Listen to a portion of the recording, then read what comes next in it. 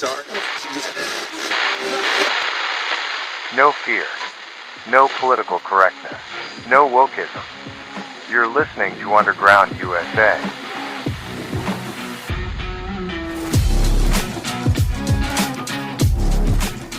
Thanks for listening, downloading, and sharing. My name is Frank Salvato, and you're spending a few moments in Underground USA.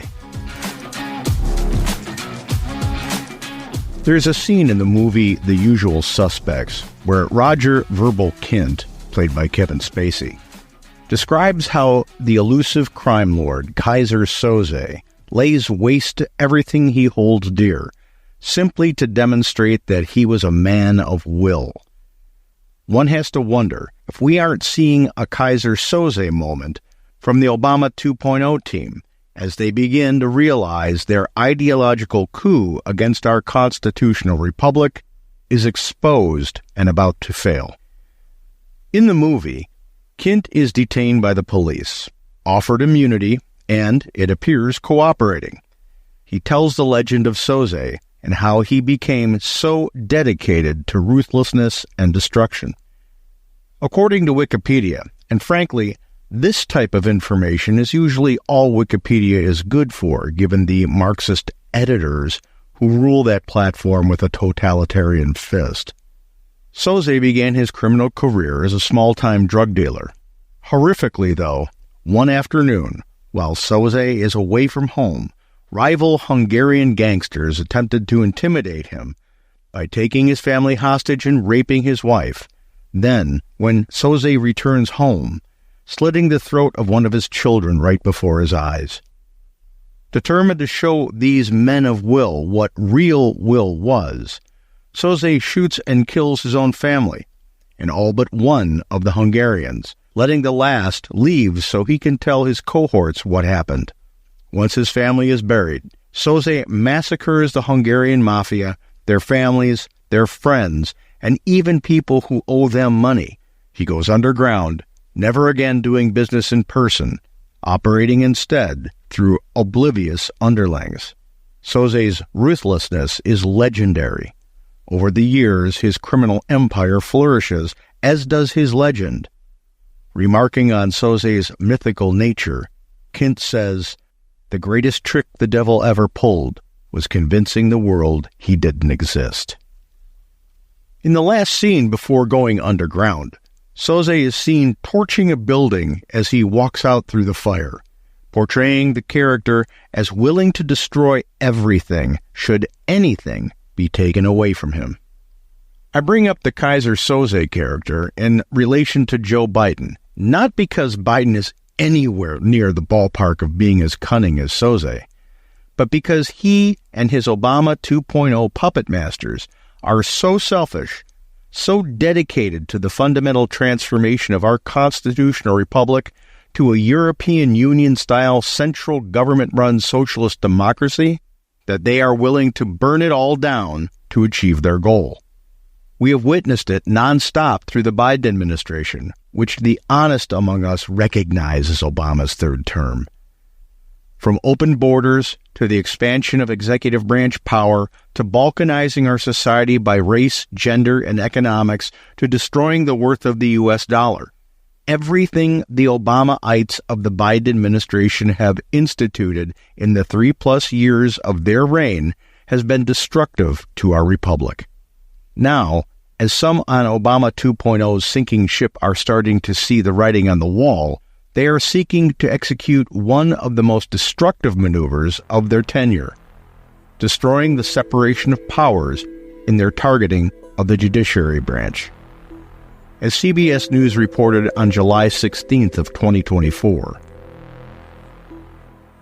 President Biden is considering a series of proposals to reform the Supreme Court, including measures to establish term limits for justices and an enforceable ethics code. The president revealed in a call with the Congressional Progressive Caucus on Saturday that he's been working with experts on proposals to reform the nation's highest court, to be announced soon.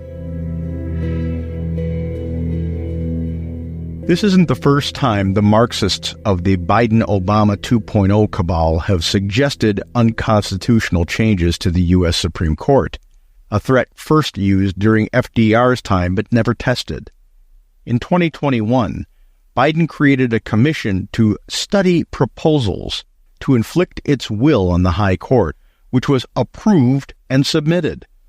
The commission's report didn't recommend structural changes to the SCOTUS, but endorsed the adoption of a code of ethics for the court's justices and championed 12 and 18-year terms for members of the High Court. To borrow a phrase from Biden, here's the deal. The executive branch, Biden, and the legislative branch, Congress, have no authority to place any measures onto the judicial branch, the Supreme Court. Each is an independent, co-equal branch of government that provides checks and balances to one another. This is the very essence of the separation of powers, and the separation of powers is enshrined in the U.S. Constitution by virtue of its 3 separate authority-creating articles. The separation of powers in the United States Constitution refers to the division of the federal government's powers among the 3 distinct branches. This system was designed to prevent any single branch from becoming too powerful and to ensure that each branch would be held accountable by the others. The Founding Fathers believed that this system would protect individual liberties and prevent the government from becoming oppressive. According to Constitution Annotated Analysis and Interpretation of the U.S. Constitution, offered up by no less than the U.S. Congress, read legislative branch. A well-known concept derived from the text and structure of the Constitution is the doctrine of what is commonly called separation of powers. The framers' experience with the British monarchy informed their belief that concentrating distinct governmental powers in a single entity would subject the nation's people to arbitrary and oppressive government action.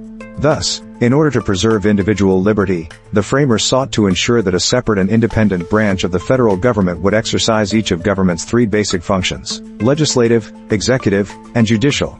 While the text of the Constitution does not expressly refer to the doctrine of separation of powers, the nation's founding document divides governmental power among 3 branches by vesting the legislative power of the federal government in Congress, the executive power in the President, and the judicial power in the Supreme Court and any lower courts created by Congress. Although the framers of the Constitution allocated each of these core functions to a distinct branch of government, the design of the Constitution contemplates some overlap in the branch's performance of government functions. In particular, the framers favored an approach that seeks to maintain some independence for each branch while promoting a workable government through the interdependence and sharing of power among the branches. Moreover, to address concerns that one branch would aggrandize its power by attempting to exercise powers assigned to another branch, the framers incorporated various checks that each branch could exercise against the actions of the other 2 branches to resist such encroachments. For example, the President has the power to veto legislation passed by Congress, but Congress may overrule such vetoes by a supermajority vote of both houses. And Congress has the power to impeach and remove the President, Vice President, and civil officers of the United States, including Supreme Court justices in times of bad behavior. In addition to the first 3 articles, other provisions of the Constitution implicate the separation of powers doctrine. For example, the Supreme Court in Marbury v. Madison interpreted Article V's establishment of the Constitution as being superior to other federal law to forbid Congress from exercising its legislative power in a manner inconsistent with the nation's founding document by enlarging the original jurisdiction of the Supreme Court beyond the boundaries established in Article 3. Yet today, the Biden administration is still attempting to encroach the executive branch onto the judicial branch with the help of the legislative branch. So as you can see, Mr. Biden's commission and his renewed desire to establish term limits for justices and enforceable ethics codes is nothing more than politicized rhetoric opportunistically thrown into the public square, and a public square that is increasingly constitutionally illiterate. The Biden-Obama 2.0 cabal's only reason for floating this wholly unconstitutional notion is to salvage any vestige of cohesive support among its fractured Democrat base prior to the August Democrat National Convention in Chicago. In the end, when a transformative movement, much like what the Obama administration was and what Obama 2.0 is, abandons the idea of a true Republican form of government and instead embraces a Politburo style of government, ruled by selected committee instead of elected representatives, one can clearly see why it's not just the leadership that must be defeated in elections. The entire cadre of operatives, appointments, staffers, and elected officials from that movement must be purged from government, like a cancer must be eradicated from a diseased body. It's not just Joe Biden and Kamala Harris who must be voted out of office in November. It's not just electeds like Schumer, Durbin, Jeffries, Ayok and the remainder of the squad, Sanders, Raskin, and the rest of their ilk that need to go. It's the entirety of the apparatus, from staffers to appointees, who need to be cleaved from government. Then, the lobbyist substratum must be targeted. That's how you start dismantling the bureaucracy. That's the only way to end the deep state. If you like the podcast, please rate it and comment if your platform lets you.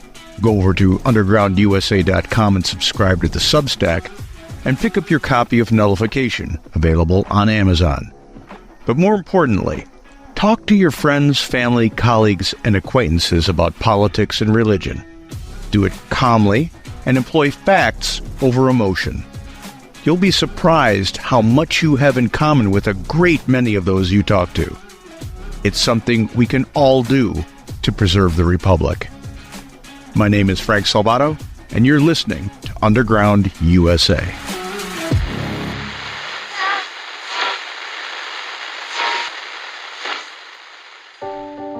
I'm Kareem Abdul-Jabbar. My main focus was to be the best I could be on the basketball court. The first inkling that something was wrong was I started to notice that I couldn't do things without losing my breath. I still didn't think that it was anything serious until I couldn't make it through the airport. Every 20 or 30 yards, I had to sit down and get my breath. Every physical exertion seemed to exhaust me. I knew something was wrong, and then I went to a baseball game with some friends, and I couldn't deal with any exertion. And finally, I went from the baseball game to the hospital where I was diagnosed with AFib. When I first noticed symptoms, I should have gone to the doctor and told him what was happening. Instead, I tried to let it pass. It took me listening to the cardiologist to help me get it straight as to what I needed to do. AFib increases the risk of stroke about 5 times. So you need to go and find out what's happening. You need to know all of it, and you need to deal with it. It took me a while before I got wise. The No Time to Wait campaign expresses the urgency that people need to find out if they have AFib. I want my experience to help others understand the symptoms of atrial fibrillation. I didn't pay attention to my symptoms, which kept coming and going, or discuss them with my doctor. Experiencing irregular heartbeat, heart racing, chest pain, or any other AFib symptoms, including shortness of breath, fatigue, or lightheadedness, you should talk to your doctor. When it comes to your health, this is no time to wait.